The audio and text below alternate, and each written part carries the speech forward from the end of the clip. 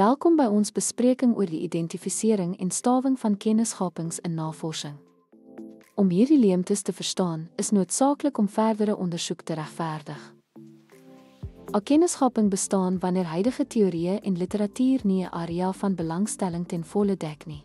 Dit kan lei tot onverwagte studieresultate of nuwe vrae openbaar. Om identifiseer hierdie leemtes begin deur bestaande literatuur te hersien. Fokus op areas wat beperkte of teenstrydige inligting toon. Volgende spesifieke onopgeloste vrae of kwessies vas te stel.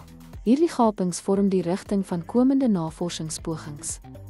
Die stawing van 'n kennisgaping behels met verwysing na studies wat die behoefte aan verdere ondersoek erken en die implikasies op teorie of praktyk uit te lig. Bespreek die potensiële voordele om hierdie leemtes aan te spreek. Dit kan beteken die bevordering van kennis, die verbetering van praktyke of die vonk van innoverende oplossings.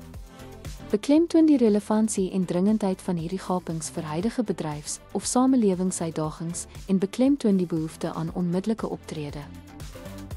Dankie dat jy by ons betrokke raak oor die belangrikheid van kennisgapings.